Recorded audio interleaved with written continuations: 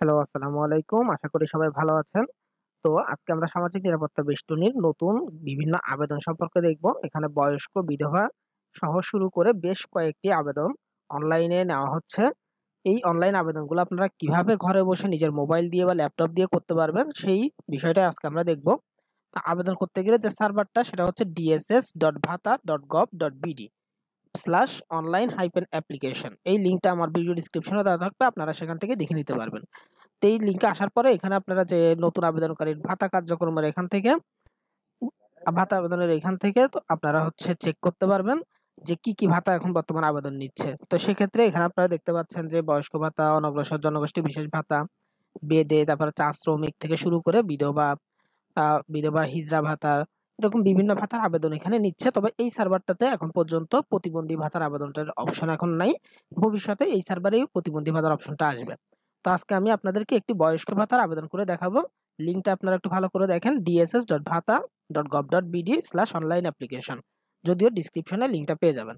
তো প্রথমে যে ভাতা সেটা সিলেক্ট করার পরে আপনারা নিচে আসবেন, জাতীয় পরিচয়পত্র নাম্বারটি সবার প্রথমে দিতে হবে। এখানে আপনাদের যে ডকুমেন্টস গুলো লাগবে, জাতীয় পরিচয়পত্র, একটা বিকাশ নাম্বার, মোবাইল নাম্বার একটি লাগবে। এই ২ টা ডকুমেন্টস মাস্ট। তারপর হচ্ছে ছবি, সিগনেচার থাকলে বেটার, যদিও এটা ম্যান্ডেটরি না। এরপরে হচ্ছে নমিনির তথ্য, যদি আপনারা নমিনি দিতে চান সেক্ষেত্রে নমিনির আইডি কার্ড বা জন্ম নিবন্ধনের কপিটা সাথে লাগবে এবং যার আবেদন করবেন তার পারিবারিক অবস্থা এবং ডিটেইলস গুলো লাগবে। তো এখানে সর্বপ্রথম যে বিষয়টা সেটা হচ্ছে এনআইডি নাম্বারটা দিবেন এবং পরবর্তী আপনার এখানে জন্ম তারিখটা। এনআইডি নাম্বার দেওয়ার ক্ষেত্রে যদি আপনার ১৭ ডিজিট হয়, অর্থাৎ আপনার যদি ১৪ ডিজিটের ১৩ ডিজিটের এনআইডি নাম্বার থাকে তাহলে প্রথমে আপনার জন্ম সালটা যুক্ত করে দিতে হবে। আর যদি যাদের স্মার্ট আইডি কার্ড নাম্বার মানে ১০ ডিজিট, তারা ১০ ডিজিট দিলে হবে, জন্ম সাল যুক্ত করতে হবে না।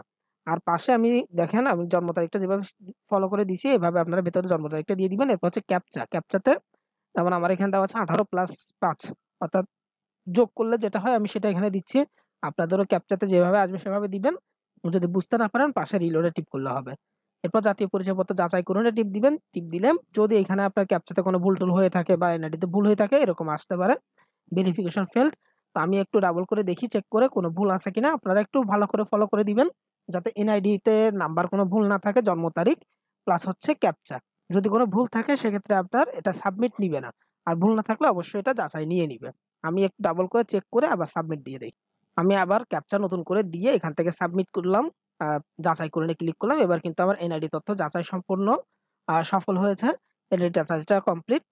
এরপরে কমপ্লিট হলে এখানে অটোমেটিক যে নাম আছে, বাংলা এবং ইংরেজি নাম ২ টা চলে আসবে।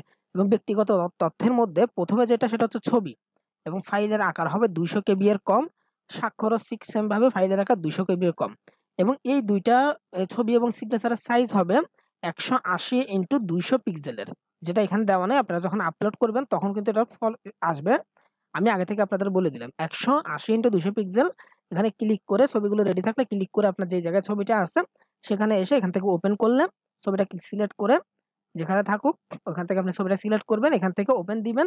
ওপেন দিলে আপনার ছবিটা জায়গায় চলে যাবে। সিগনেচারও ঠিক সেম ভাবে। যদি সাইজ মতো থাকে তাহলে নিবে। সাইজের কম বেশি হলে ১ম এ নিবে না। এরপরে হচ্ছে সম্পূর্ণ নাম বাংলা এবং ইংরেজি, এটা অটোমেটিক আসবে যদি আপনার এনআইডি যাচাই হয়। এক্ষেত্রে নামটা আসার পরে বাকি যে ইনফরমেশন গুলো আছে, পিতার নাম, মাতার নাম, এই অন্যান্য যে ইনফরমেশন গুলো এগুলো হচ্ছে আপনাকে টাইপ করে দিতে হবে। বাংলায় যেখানে লেখা আছে বাংলায়, যেখানে ইংরেজিতে লেখা আছে ইংরেজিতে, সব তথ্যগুলো আপনাকে টাইপ করে দিতে হবে। তো আপনাদের এখানে নাম, ঠিকানা সবগুলো মোবাইল নাম্বার সহ ধর্ম-টর্ম সবগুলো ক্লিয়ার করে দেওয়ার পরে নিচে চলে আসবেন। আমি তথ্যগুলো দেখালাম না। এখানে এসে আপনার জাতীয়তা, বয়স, লিঙ্গ এগুলো অটো সিলেক্ট হবে এবং শিক্ষাগত যোগ্যতাটা আপনারা এখানে দিয়ে দিবেন। যে যতটুকু শিক্ষিত সেই হিসাব করে দিবেন আর নিরক্ষর হলে নিরক্ষর দিবেন। এরপর পেশাটা এখান থেকে সিলেক্ট করে দিবেন। যদি কর্মহীন হয় বয়স্ক মানুষের ক্ষেত্রে তাহলে আপনারা এখান থেকে কর্মহীন দিবেন, অথবা কৃষিকাজ বা অন্যান্য কোনো কিছু হলে, চাকরি-বাকরি হলে সেইটা সেই অনুযায়ী আপনারা সিলেক্ট করবেন। এভাবে উপরে যখন তথ্যগুলো দেওয়া হয়ে যাবে, এর পরবর্তীতে হচ্ছে আপনার যোগাযোগের তথ্য। এই অপশনে এসে এখানে হচ্ছে ঠিকানা।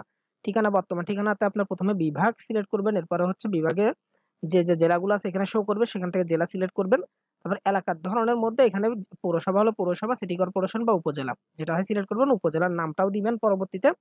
এবং আপনারা একটা সিলেক্ট করলে পরেরটা কিন্তু অটোমেটিক আসবে। এবং সাব লোকেশনে ইউনিয়ন আর পৌরসভা হলে পৌরসভা দিবেন। এরপর হচ্ছে ইউনিয়নের নাম বা পৌরসভার নামটা সিলেক্ট করবেন। তারপর আপনার এখানে ওয়ার্ড নাম্বারটা দিবেন। আপনার ১ থেকে ৯ পর্যন্ত বা যে ইউনিয়নের যতটি ওয়ার্ড সেটা এখানে শো করবে। এবং পরবর্তীতে পোস্ট কোড এখানে টাইপ করে দিবেন। আর যে আপনার পোস্ট কোড কত, এবং সর্বশেষ যেটা সেটা হচ্ছে আপনার গ্রামের নাম যেটা, সেটা হচ্ছে এখানে দিয়ে দিবেন। গ্রাম বা বাড়ি নং বা রোড নং, ব্লক নং, যার এখানে যেটা প্রচলিত সেটা এখানে দিবেন। যদি সবগুলো থাকে সবগুলো এখানে দিবেন। এরপরে স্থায়ী ঠিকানার ক্ষেত্রে যদি একই হয় তাহলে একই দিবেন। আর যদি একই না হয় তাহলে ঠিক যেভাবে আমি বর্তমান ঠিকানাটা ফিল আপ করলাম, ঠিক সেম ভাবে আপনারা স্থায়ী ঠিকানাটাও জেলা, উপজেলা থেকে শুরু করে সবগুলো ডিটেইলস গুলো দিবেন। এরপরে বয়স্ক ভাতা অনুযায়ী বিস্তারিতর মধ্যে যে কয়েকটি তথ্য আছে সেগুলোর মধ্যে ১ম দিক থেকে হলো ভূমির মালিকানা। এই যে জমিতে তারা থাকে তারা কি ভূমির মালিকানা, তাদের জমি কতটুকু, বাস্তবহীন হলে বাস্তবহীন দিবেন। আর যদি জমি থাকে তাহলে কত আছে সেটা পড়ে দিবেন। এবং এরপরে দেখা যাচ্ছে সে কোনো সুবিধা পাইছে কিনা, সামাজিক নিরাপত্তা এখানে না দিলাম। এরপরে হচ্ছে সে কর্মক্ষম কতটুকু, আংশিক কর্মক্ষম দিলাম। আপনারা এটা পড়ে দিবেন মিলিয়ে। এরপরে বাসস্থান নিজস্ব সেটা দিলাম। এবার বার্ষিক আয় যেহেতু একদম 0 দেওয়ার অপশন নাই, লাস্টটা দিলাম আমি। এরপরে হচ্ছে আপনার এখানে সরকারি সুবিধার কোনটা পায় কিনা সে বর্তমানে। যদি কোনটা পায়, সে যদি মুক্তিযোদ্ধা হয় বা অন্যান্য কোনো হয় সেটা সিলেক্ট করবেন। না হলে কোন সুবিধা গ্রহণ করেন না এটা দিবেন। এরপরে এখানে আরেকটি অপশন নমিনির তথ্য, আপনি হ্যাঁ বা না ২ টা অপশন আছে যে আপনি কি নমিনির তথ্য দিতে চান কি চান। যদি দিতে চান তাহলে এনআইডি বা জন্ম নিবন্ধন, এই ২ টার যেকোনো একটা তথ্য আপনার কাছে থাকতে হবে এবং সেটা থেকে আপনি এখান থেকে সিলেক্ট করে দিবেন। জন্ম নিবন্ধন হইলে জন্ম নিবন্ধন দিয়ে এখানে যে নাম, ঠিকানা ডিটেইলস গুলো এখানে ফিল আপ করে দিতে হবে এবং উপকারভোগীর সাথে কি সম্পর্ক সেটা এখানে ইন্ডিকেট করে দিয়ে ছবি, সিগনেচার সহ আপলোড করতে হবে। এবং তার ঠিকানা যদি একই ঠিকানা হয়, উপরে যে ঠিকানাটা ফিল আপ করেছে তাহলে টিক মার্ক দিলে এখানে অটো চলে আসবে, আর না হয় টাইপ করে দিতে হবে।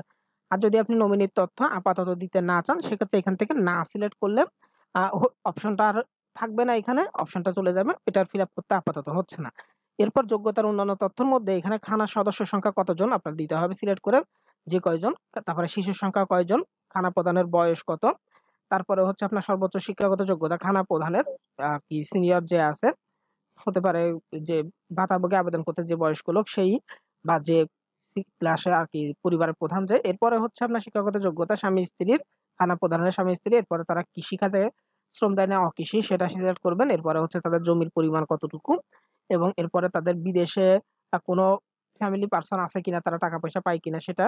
এরপর তাদের ঘরটা কিরকম ভাবে তৈরি, বাঁশের খড় দিয়ে নাকি টিন দিয়ে, এটা এখান থেকে সিলেক্ট করবেন নাকি পাকা।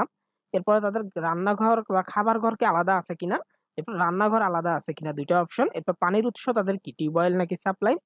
তারপরে আর কয়েকটি অপশন আছে, সেখানে হচ্ছে তারা কোন ধরনের পায়খানা ব্যবহার করে সেটা এখান থেকে সিলেক্ট করে দিতে হবে। এরপরে হচ্ছে তাদের আ নিম্নে কোন জিনিসগুলো তাদের পরিবারে বা ফ্যামিলির মালিকানাধীন আছে, অর্থাৎ তাদের সম্পত্তির মধ্যে কি আছে। এখানে অনেকগুলো অপশন আছে। আ বৈদ্যুতিক ফ্যান, আসবাবপত্র আছে, টেলিভিশন, রেফ্রিজারেটর, নৌকা, মোটরসাইকেল, ল্যাপটপ, বিভিন্ন অপশন আছে, মোবাইল। তো এখানে যার যেরকম জিনিসপত্র আছে ফ্যামিলিতে, আপনারা সেটা এখান থেকে ক্লিক করে দিবেন। এখানে একাধিক অপশন একসাথে ক্লিক করা যাবে। এবং তাদের ঘরের সংখ্যা কয়টা, তাদের ঘরে রুমের সংখ্যা কয়টা, এটা এখান থেকে বুঝাইছে। এখানে আপনার যতটা সেটা সিলেক্ট করে আপনার সম্পূর্ণ ডিটেইলস গুলো যদি এখানে ঠিক থাকে তাহলে এখান থেকে আপনি সাবমিট বাটনে ক্লিক করবেন। এবং এইটা সাবমিট দেওয়া হয়ে গেলে, একটা বিষয় হচ্ছে সাবমিট দেওয়া হয়ে গেলে এর পরবর্তী কিন্তু আপনি এটার এডিট করার কোনো অপশন থাকবে না। সাবমিট হয়ে যাবে, জমা হয়ে যাবে। সেজন্য আপনারা পুরোটা চেক করে তারপরে সাবমিট করবেন। আর অনলাইনে যদি সাবমিট দিতে একটু অনেক ক্ষেত্রে সমস্যা হয়, সাবমিট দিতে ১ম বারে যদি সমস্যা হয়, একটু দেখবেন যে আপনার কোনো অপশনে রেড মার্ক আছে কিনা। মানে কোনটা যদি ফিল আপ করা বাকি আছে কিনা। যদি ফিল আপ করা বাকি না থাকে তাহলে বুঝবেন যে এটা অনলাইন জনিত সমস্যার কারণে সাবমিট নেয় নাই। তাহলে আপনি ডাবল করে একটু অপেক্ষা করে আবার সাবমিট দিবেন এবং নেট কানেকশনটা চেক করে নিবেন যে নেট কানেকশনটা ঠিকঠাক আছে কিনা।